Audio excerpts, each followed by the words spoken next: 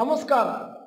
ಇವತ್ತಿನ video ರಷ್ಯಾದವರು bomb ಸ್ಫೋಟಿಸಿದರೆ ಮಾರುಕಟ್ಟೆಯಲ್ಲಿ ಮಾರಣ ಹೋಮ ಖಚಿತ, ಹಾಗಾದರೆ ಅಂತ ಕ್ವಶನ್ ಮಾರ್ಕ್ ಹಾಕಿದ್ದೇನೆ. ಯಾಕಂದರೆ ಈ ಪ್ರಶ್ನೆಯನ್ನು ಮೊನ್ನೆ ನಮ್ಮ ಚಾಟ್ ಬಾಕ್ಸ್ನಲ್ಲಿ ಯೂಟ್ಯೂಬ್ ಲೈವ್ ಇರುವಾಗ ಯಾರೋ ಒಬ್ಬರು ಪ್ರಶ್ನೆ ಕೇಳಿದ್ರು. ಯಾಕಂತಂದರೆ ಬಹಳ ಜನಕ್ಕೊಂದು ಡೌಟು, ನಾವು ಹಣ ಹಾಕೋದು, ಅದಾದಮೇಲೆ ಬಾಂಬ್ ಸ್ಫೋಟಿಸಿದರೆ ಅಲ್ಲಿಗೆ ಮಾರುಕಟ್ಟೆ ಸೊನ್ನೆಗೆ ಬಂದ್ಬಿಡ್ತದೆ, ನನ್ನ ದುಡ್ಡು ಹೊರಟೋಯ್ತು, ಕಷ್ಟಪಟ್ಟು ದುಡಿದ ಹಣ ಹೊಳೆಯಲ್ಲಿ ಹುಣಸೆ ಹಣ್ಣು ಹಿಂಡಿದಂಗಾಗ್ತದೆ. ಅದಕ್ಕಾಗಿ ಇವತ್ತು ಈ ವಿಡಿಯೋನ ಮಾಡಿದ್ದೇವೆ. ಅಲ್ಲದೆ ನಿಮಗೆಲ್ಲ ತಿಳಿದ ಹಾಗೆ ನಾವು ಯೂಟ್ಯೂಬಲ್ಲಿ ಪ್ರಶ್ನೆಗಳಿಗೆ ಉತ್ತರ ಅಂತ ಲೈವ್ ಆಗಿ ಮಂಗಳವಾರ ಮಾಡ್ತಾ ಇದ್ವಿ. ಕಳೆದ ಮಂಗಳವಾರದಲ್ಲಿ ಬಂದಂತಹ ಪ್ರಶ್ನೆಗಳನ್ನು ನಿಮ್ಮ ಮುಂದೆ ಇಟ್ಟಿದ್ದೇನೆ. ಅಂದರೆ ಆ ಪ್ರಶ್ನೆಗಳಿಗೆ ಆವತ್ತು ಉತ್ತರ ಕೊಡ್ಲಿಕ್ಕಾಗಿರಲಿಲ್ಲ. ನಮ್ಮ ಚಾನಲ್ ಮೆಂಬರ್ ಕೇಳಿದ ಪ್ರಶ್ನೆ ಹೀಗಿದೆ: If Russia drops nuclear bomb, every share market will collapse. How to face this situation? It will not happen, but need to overcome that fear. ಅಂತ ಕರೆಕ್ಟ್ ಆಗಿ ಹೇಳಿದ್ದಾರೆ. ನಮ್ಮ ಅಬ್ಸರ್ವೇಷನ್ಗಳನ್ನು ನಿಮ್ಮ ಮುಂದೆ ಇಡ್ತಾ ಇದ್ದೇನೆ. ಈ ಸಿಚುವೇಶನ್ ಫೆಬ್ರವರಿ ಮಾರ್ಚ್ 2022ರಲ್ಲಿ ಉಕ್ರೇನ್ ಮತ್ತು ರಷ್ಯಾಕ್ಕೆ ಯುದ್ಧ ಪ್ರಾರಂಭ ಆದಾಗ ಆಯಿತು. ಅದಾದ್ಮೇಲೆ ನೀವು ನೋಡಿದ್ರಿ, ಆ ಸಮಯದಲ್ಲಿ ನಿಫ್ಟಿ ಬಹಳ ಕೆಳಗೆ ಬಿತ್ತು, ಇಂಡಿವಿಜುವಲ್ ಸ್ಟಾಕ್ಸ್ ಕೂಡ ಕೆಳಗೆ ಬಿದ್ದು ಆಮೇಲೆ ರಿಕವರಿ ಆಯಿತು. ಈಗ ಆವತ್ತಿನ ಸಿಚುವೇಶನ್ ಮತ್ತು ಆ ದಿನದ ಒಂದು ನಿಫ್ಟಿಯ ಗ್ರಾಫ್ ಅನ್ನು ನಿಮ್ಮ ಮುಂದೆ ಇಟ್ಟಿದ್ದೇನೆ. 18,300 ಇದ್ದದ್ದು 13% ಕೆಳಗೆ ಬಿದ್ದು 15,800ಕ್ಕೆ ಬಂತು. ರಷ್ಯಾ ಉಕ್ರೇನ್ ವಾರ್ ನಡೀಬೇಕಾದ್ರೆ ಅದಾದ್ಮೇಲೆ ಸಂಪೂರ್ಣವಾಗಿ ರಿಕವರಿಯಾಗಿ ಈಗ 19,800ರಲ್ಲಿದೆ. ರಷ್ಯಾ ಮತ್ತು ಉಕ್ರೇನ್ ವಾರ್ ಆಗಿ ಮಾರುಕಟ್ಟೆ ಭಾರೀ ಕೆಳಗೆ ಬಿದ್ದಾಗ ನಾವು ಒಂದು ವಿಡಿಯೋ ಮಾಡಿದ್ವಿ, ಯುದ್ಧದ ಭೀತಿಯಿಂದ ಬಿದ್ದ ಮಾರುಕಟ್ಟೆ ಚೇತರಿಕೆ ಯಾವಾಗ ಅಂತ. ನನ್ನ ಸಲಹೆ, ಈ ವಿಡಿಯೋನ ಮತ್ತೊಮ್ಮೆ ನೋಡಿ. ಇದರಲ್ಲಿ ಎಲ್ಲ ವಿಷಯವನ್ನು ನಾವು ವಿಸ್ತೃತವಾಗಿ ಹೇಳಿದ್ದೇವೆ. ಈಗ ಎರಡನೆಯ ಪ್ರಶ್ನೆ ಇವತ್ತಿದ್ದು, sir, my question is, if we lose the confidence on a long term stock after investing for 15 years because of the takeover, or we find a new stock with better growth, what action we have to take? ಇದನ್ನ ನಾವು doctor Bharatchandra ಗ್ರಾಜ್ಯುಯೇಟ್ಸ್ಗೆ ನಮ್ಮ ಕಾರ್ಯಾಗಾರದಲ್ಲಿ ಸಂಪೂರ್ಣವಾಗಿ ವಿವರವಾಗಿ ಹೇಳಿದ್ದೇವೆ. ಸಾಮಾನ್ಯವಾಗಿ ನೀವು ಯಾವುದೋ ಒಂದು ಶೇರ್ನಲ್ಲಿ ಹಣವನ್ನು ಹಾಕೊಂಡು ಹೋಗ್ತೀರಿ. ಅದು 5 ಇರ್ಬೋದು, 10 ಇರ್ಬೋದು, 15 ಇರ್ಬೋದು. ಮತ್ತು ನಾವು ಯಾವಾಗಲೂ ಹೇಳೋದು ಏನು ಅಂತಂದ್ರೆ, ನೀವು 3 ತಿಂಗಳಿಗೊಮ್ಮೆ ನಿಮ್ಮ ಶೇರಿನ ಆರೋಗ್ಯವನ್ನು ವಿಚಾರಿಸ್ಕೋಬೇಕಾಗುತ್ತೆ. ಯಾವ ರೀತಿ? ನಿಮ್ಮ ಪ್ರಾಫಿಟ್ ಲಾಸ್ ಅಕೌಂಟ್ ಬಂದಾಗ, ಬ್ಯಾಲೆನ್ಸ್ ಶೀಟ್ ಬಂದಾಗ ಅದನ್ನು ಕಡ್ಡಾಯವಾಗಿ ನೋಡಬೇಕಾಗುತ್ತೆ. ಅದನ್ನ ಮಾಡಲಿಕ್ಕೆ ನಿಮಗೆ ಮ್ಯಾಕ್ಸಿಮಮ್ ಒಂದು ಕಂಪನಿಗೆ 30 ನಿಮಿಷ ಟೈಮ್ ತಗೊಳ್ಬೋದು, 10 ಕಂಪನಿಗೆ 3 ಗಂಟೆ ಮತ್ತು 3 ತಿಂಗಳಿಗೊಮ್ಮೆ. ಅಕಸ್ಮಾತ್ ಯಾವುದಾದ್ರೂ ಒಂದು ಕಂಪನಿ ನೀವು ತಗೊಂಡದ್ದು ಇಂಪ್ರೂವ್ ಆಗ್ತಾ ಇದೆ, ಒಂದು 5, 10, 15 ವರ್ಷಗಳ ಬಳಿಕ ಕಂಪನಿಯಲ್ಲಿ ವೀಕ್ನೆಸ್ ಬರುತ್ತೆ ಅಂತ ಆದ್ರೆ, ಇಷ್ಟೊತ್ತಿಗಾಗಲೇ ನೀವು ಅದನ್ನು ಅಬ್ಸರ್ವ್ ಮಾಡಿದ್ರಿಂದ ಅದರಲ್ಲಿ ನೀವು ಹಾಕಿದ 100 ರೂಪಾಯಿ ಬಹುಶಃ 800, 1000, 1500 ಆಗಿರುತ್ತೆ. ಈಗ ಅಕಸ್ಮಾತ್ ಆ ಪರ್ಟಿಕ್ಯುಲರ್ ಕಂಪನಿ ಟೇಕ್ ಓವರೋ ಇಲ್ಲ ವೀಕ್ ಆಯಿತು ಅಂತಂದ್ರೆ, ಆ ದಿನದ ಮಟ್ಟಿಗೆ ನಾವು ಸಾಮಾನ್ಯವಾಗಿ ಹೇಳೋದು 3 ಕಂಟಿನ್ಯೂಸ್ ಕ್ವಾರ್ಟರ್ಸ್ ನಲ್ಲಿ ಲಾಸ್ ಆದ್ರೆ ಆ ಪರ್ಟಿಕ್ಯುಲರ್ ಶೇರ್ ಅನ್ನು ತಗೊಳ್ಳೋದನ್ನು ನಿಲ್ಲಿಸಬೇಕು ಮತ್ತು ಇದ್ದ ಷೇರುಗಳನ್ನು ಮಾರ್ಕೊಳ್ಬೋದು ಅಥವಾ ಹಾಗೆ ಬಿಡ್ಬೋದು. ಅಥವಾ ಯಾವುದಾದ್ರೂ ಒಂದು ಕಂಪನಿ 3 ಕ್ವಾರ್ಟರ್ನಲ್ಲಿ ಕಂಟಿನ್ಯೂಸ್ ಆಗಿ ಪ್ರಾಫಿಟ್ ಮಾಡಿದಲ್ಲಿ, ಅಂದ್ರೆ ಹಿಂದೆ ಲಾಸ್ ಅಲ್ಲಿ ಇದ್ದದ್ದು ಈಗ ಚೆನ್ನಾಗಿದೆ ಅಂತಂದ್ರೆ ಆಗ ಅದನ್ನು ಕೊಳ್ಳಲೂಬಹುದು. ಹೀಗೆ 15 ವರ್ಷಗಳ ಬಳಿಕ ನಿಮ್ಮ ಶೇರ್ ಏನಾದ್ರೂ ವೀಕ್ ಆದ್ರೆ ನೀವೇನ್ ಮಾಡ್ಬೋದು ಅಂತಂದ್ರೆ, ಆಗಲೇ ಲಾಭ ಬಂದಿದೆ, ಅದನ್ನ ಮಾರ್ಕೊಳ್ಬಹುದು, ಇಲ್ಲ ಅದನ್ನ ಹಾಗೆ ಬಿಡ್ಬೋದು. ಸೈಡ್ ನಲ್ಲಿ ಇಟ್ಟರೆ ಬಹುಶಃ ಒಂದು ಸ್ವಲ್ಪ ಪರ್ಸೆಂಟೇಜ್ ಕಮ್ಮಿ ಆಗ್ಬೋದು. ಮುಂದಿನ ದಿನಗಳಿಂದ ಬೇರೆ ಶೇರಲ್ಲಿ ಹಾಕಿ, ಇಲ್ಲ ಆ ಶೇರನ್ನು ಯಾವುದಾದ್ರೂ ಒಂದು ಒಳ್ಳೆಯ ಶೇರಿಗೆ ಸ್ವ್ಯಾಪ್ ಮಾಡಿ. ಸೊ ಅದರಿಂದಾಗಿ 15 ವರ್ಷಗಳ ಬಳಿಕ ಯಾವುದಾದ್ರೂ ಶೇರ್ನಲ್ಲಿ ಕಮ್ಮಿ ರೇಟ್ ಬಂದ್ರೆ ಭಯ ಪಡುವ ಅಗತ್ಯತೆ ಇಲ್ಲ. ಈಗ ಮುಂದಿನ ಪ್ರಶ್ನೆ ಕೂಡ ಬಹಳ ಇಂಟ್ರೆಸ್ಟಿಂಗ್ ಇದೆ. How do we know what is the lowest price is when we want to buy stocks? ಎಲ್ಲರೂ ಕೇಳುವ ಪ್ರಶ್ನೆ ಇದೇನೆ.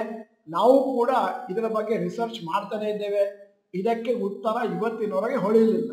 ಯಾಕಂದ್ರೆ ಷೇರು ಮಾರುಕಟ್ಟೆಯಲ್ಲಿ ಯಾವುದು ಲೋಯೆಸ್ಟು ಯಾವುದು ಹೈಯೆಸ್ಟು ಅನ್ನುವಂಥದ್ದು ಕಂಡುಹಿಡಿಯೋದು ಬಹಳ ಕಷ್ಟ. ಲೋಯೆಸ್ಟ್ ಅಂತ ಗೊತ್ತಾಗೋದು ಯಾವಾಗ ಅಂತಂದ್ರೆ ಮೇಲೆ ಹೋಗ್ಲಿಕ್ಕೆ ಪ್ರಾರಂಭ ಆದ್ಮೇಲೆ. ಹೈಯೆಸ್ಟ್ ಅಂತ ಗೊತ್ತಾಗಿದೆ ಯಾವಾಗ ಅಂತಂದ್ರೆ ಕೆಳಗೆ ಬರ್ಲಿಕ್ಕೆ ಪ್ರಾರಂಭ ಆದ್ಮೇಲೆ. ಅದಕ್ಕೆ ನಾನು ಜೋಕಿಗೋಸ್ಕರ ಹೇಳ್ತಾ ಇರ್ತೇನೆ, ಸ್ವಯಂ ಬ್ರಹ್ಮದೇವ ಸರಸ್ವತಿಯನ್ನು ಒಳಗೊಂಡು ಬಾಂಬೆಗೆ ಬಂದಂತೆ, ಮತ್ತೆ ಕಂಟಿನ್ಯೂಸ್ ಆಗಿ ಬಾಂಬೆ ಸ್ಟಾಕ್ ಎಕ್ಸ್ಚೇಂಜ್ ಹಣ ಹಾಕದಂತೆ, ಲಾಸ್ ಆದ್ಮೇಲೆ ಇದು ನನಗಲ್ಲ ಅಂತ ವಾಪಸ್ ಹೋದಂತೆ. ಅಂದ್ರೆ ಬ್ರಹ್ಮನಿಗೆ ಅರ್ಥ ಆಗಿರೋ ವಿಚಾರ ನಮಗೆಲ್ಲ ಅರ್ಥ ಆಗುತ್ತೆ ಅಂತ ನಿಮಗೆ ಜೋಕಲ್ಲಿ ಹೇಳ್ತಾ ಇದ್ದೀನಿ. ಇಲ್ಲಿ ನೀವು SCPಲಿ ಹಾಕ್ತೀನಿ ಅಂತಂದ್ರೆ ಲೋಯೆಸ್ಟ್ ಹೈಯೆಸ್ಟಿನ ಗೋಜು ಗೊಂದಲ ಇಲ್ಲ. ನೀವು ಹಣವನ್ನು ಹಾಕ್ತಾ ಹೋಗ್ತೀರಿ, ಒಳ್ಳೆಯ ರೇಟ್ನಲ್ಲಿ ನಿಮಗೆ ಶೇರ್ಗಳು ಲಭ್ಯ ಆಗ್ತವೆ. ಮತ್ತೆ ನೀವು ಶಾರ್ಟ್ ಟರ್ಮ್ ಅಲ್ಲಿ ಟ್ರೇಡಿಂಗ್ ಮಾಡ್ತೀರಿ ಅಂತಂದ್ರೆ ಅಲ್ಲಿ ನಿಮಗೆ ಯಾವ ಭಯವೂ ಇಲ್ಲ. ಯಾಕಂತಂದ್ರೆ ನೀವು ತಗೊಳ್ತಾ ಇರೋದು DMA ಅಂದ್ರೆ ಡೇಸ್ ಮೂವಿಂಗ್ ಆವರೇಜಿನ ಆಧಾರದ ಮೇಲೆ. ಅಲ್ಲಿ ಬೈ ಬಂತು ತಗೊಂಡ್ರಿ, ಅಲ್ಲಿ ಸೆಲ್ ಬಂತು ಸೆಲ್ ಮಾಡಿದ್ರಿ. ಆದ್ದರಿಂದ ಫಂಡಮೆಂಟಲಿ ಸ್ಟ್ರಾಂಗ್ ಶೇರ್ಸ್ ಇದ್ರೆ ಯಾವ ಭಯವನ್ನು ಪಡಬೇಕಾಗಿಲ್ಲ, ಹಣವನ್ನು ಹಾಕೊಂಡು ಹೋಗ್ಬೋದು. ಈಗ ನಮ್ಮ ಚಾನಲ್ ಮೆಂಬರ್ ಇಂದ ಬಂದ ಇನ್ನೊಂದು ಪ್ರಶ್ನೆ. I am from January 2022 batch. My friend invested 5 lakhs when Nifty was at 18,000. When Nifty fell at 16,900, he started panicking. I showed him your video. He got motivated by a video and changed his decision.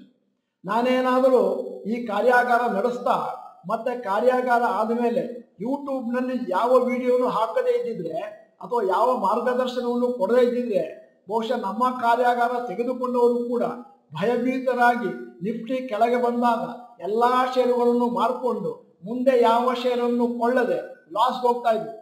ನಾವು ಸತತವಾಗಿ ವಿಡಿಯೋಗಳನ್ನು ಮಾಡ್ತಾ ನಿಮಗೆ motivation ಕೊಡ್ತಾ ಇರೋದ್ರಿಂದ ಇವತ್ತು ನಿಮ್ಮಲ್ಲಿ ಒಂದು ದೊಡ್ಡ ಮೊತ್ತದ ಹಣ ಕ್ರೋಢೀಕರಣ ಆಗಿದೆ ಅಂದ್ರೆ ತಪ್ಪಾಗಲಾರದು. ನಾನು ಇವತ್ತು ನಮ್ಮ ಎಲ್ಲಾ ಚಾನೆಲ್ ಮೆಂಬರ್ಸಿಗೆ ಸಲಹೆ ಕೊಡುವುದೇನು ಅಂತಂದ್ರೆ, ನೀವು ಮಾತ್ರ ನಮ್ಮ ವಿಡಿಯೋ ನೋಡಿದ್ರೆ ಸಾಕಾಗೋದಿಲ್ಲ. ನಿಮ್ಮ ಸ್ನೇಹಿತರ ವರ್ಗದಲ್ಲಿ ಮತ್ತು ಬಂಧು ಬಾಂಧವರಲ್ಲಿ ಯಾವೆಲ್ಲ ಷೇರು ಮಾರುಕಟ್ಟೆಯಲ್ಲಿ ಈಗಾಗಲೇ ಹಣವನ್ನು ಹೂಡ್ತಾ ಇದ್ದಾರೆ ಅಂತ ನಿಮಗೊಂದಷ್ಟು ಐಡಿಯಾ ಇರುತ್ತೆ. ಅವ್ರಿಗೆ ಅಷ್ಟು ಜನಕ್ಕೂ ಕೂಡ ಡಾಕ್ಟರ್ ಭರತ್ ಚಂದ್ರ ವಿಡಿಯೋಗಳನ್ನು ಫಾರ್ವರ್ಡ್ ಮಾಡಿ. ಅವ್ರು ಅರ್ಥ ಮಾಡ್ಕೊಳ್ತಾರೋ ಬಿಡ್ತಾರೋ ಬೇರೆ ವಿಚಾರ. ಅಂದರೆ ನಮ್ಮ ಒಂದು ಕರ್ತವ್ಯವನ್ನು ನಾವು ಮಾಡಬಹುದು. ಈ ರೀತಿ ಮೋಟಿವೇಶನ್ ಇದ್ರೆ ಮಾತ್ರ ನೀವು ದೊಡ್ಡ ಮೊತ್ತದ ಹಣವನ್ನು ಸಂಗ್ರಹಣೆ ಮಾಡಬಹುದು. ನಮ್ಮ ಮನೆಯಲ್ಲಿ ರೋಹನ್ ಯಾವ ಕಾರಣಕ್ಕೂ ವಿಚಲಿತನಾಗದೆ ಹಣವನ್ನು ಹಾಕ್ತಾ ಹೋಗ್ತಾ ಇದ್ದಾರೆ. ಅದರಿಂದಾಗಿ ಅವರಿಗೆ ದೊಡ್ಡ ಮೊತ್ತದ ಹಣ ಈಗಾಗಲೇ ಲಭ್ಯ ಆಗಿದೆ. ಇನ್ನು 5 ವರ್ಷ 10 ವರ್ಷ ಬಿಟ್ರೆ ರೋಹನ್ ಅವ್ರ ಹತ್ರ ಎಷ್ಟು ಹಣ ಕಲೆಕ್ಟ್ ಆಗುತ್ತೆ ಅಂತ ಗೆಸ್ ಮಾಡ್ಲಿಕ್ಕೂ ಆಗೋದಿಲ್ಲ. ಹಾಗೇನೆ ನಾನು ಮೊನ್ನೆ ಮಾಡಿದ ಹಾಗೆ ರಾಘವೇಂದ್ರ ಅವರ ವಿಡಿಯೋ ಮಾಡಿದ್ದೆ, ಇನ್ಯಾರ್ಯಾರ್ದೋ ವಿಡಿಯೋಗಳನ್ನು ನಿಮ್ಮ ಮುಂದೆ ಇರ್ತೇನೆ. ಕಾರಣ ಏನು ಅಂತಂದ್ರೆ ನಿಮಗೆ ಮೋಟಿವೇಶನ್ ಕೊಡ್ಲಿಕ್ಕೋಸ್ಕರ. ಮುಂದಿನ ಪ್ರಶ್ನೆ, is it a good idea to pledge our long term stocks and invest the money for short term trading? ಬಹಳ ಒಳ್ಳೆಯ ಪ್ರಶ್ನೆ ಕೇಳಿದ್ದಾರೆ. ಅಂದರೆ ನೀವು ಬಹುಶಃ ನಿಮ್ಮ ಪೋರ್ಟ್ಫೋಲಿಯೋದಲ್ಲಿ 30 ಲಕ್ಷ 40 ಲಕ್ಷ ಇತ್ಯಾದಿ ಹಣವನ್ನು ಸಂಗ್ರಹಣೆ ಮಾಡಿರ್ಬೋದು. ಪ್ರಶ್ನೆ ಏನು ಅಂತಂದ್ರೆ ಅದನ್ನು ಸುಮ್ಮನೆ ಬಿಟ್ರೆ ಅಂದ್ರೆ ಬ್ಯಾಂಕಿನಲ್ಲಿ ಇಟ್ಟರೆ ಒಂದಷ್ಟು ಇಂಟ್ರೆಸ್ಟ್ ಆದ್ರೂ ಬರ್ತಾ ಇತ್ತು. ಇದೀಗ ಶೇರ್ನಲ್ಲಿರೋದ್ರಿಂದ ನಿಮಗೆ ಯಾವ ಬೆನಿಫಿಟ್ ಬರೋದಿಲ್ಲ. ಹಾಗೆ ಅಂತೇಳಿ ನೀವು ಆ ಷೇರುಗಳನ್ನು ಪ್ಲೆಡ್ಜ್ ಮಾಡಿದಾಗ ಒಂದು 60, 70, 80% ವರೆಗೂ ನಿಮಗೆ ಟ್ರೇಡಿಂಗ್ ಮಾಡಲಿಕ್ಕೆ ಬಿಡ್ತಾರೆ ನಮ್ಮ ಬ್ರೋಕರೇಜ್ ಕಂಪನಿಯವರು. ಆಗ ನನ್ನ ಸಲಹೆ, ಯಾವುದೇ ಕಾರಣಕ್ಕೂ ಇಂಟ್ರಾಡೇ ಆಪ್ಷನ್ಸು ಅದನ್ನೆಲ್ಲ ಮಾಡ್ಲಿಕ್ಕೆ ಹೋಗಬೇಡಿ. ಇಂಟ್ರಾಡೇ ಆಪ್ಷನ್ಸ್ ಮತ್ತು ಫ್ಯೂಚರ್ಸ್ ಇರುವುದು ಅತ್ಯಂತ ಮಾರುಕಟ್ಟೆಯ ಪರಿಣಿತರಿಗೆ ಮತ್ತು ಮಾರುಕಟ್ಟೆಯನ್ನು ಫುಲ್ ಟೈಮ್ ತಗೊಂಡವರಿಗೆ. ನಮಗೂ ನಿಮಗೂ ನೋಡ್ಕೊಳ್ಳಿಕ್ಕೆ ಆಗೋದಿಲ್ಲ.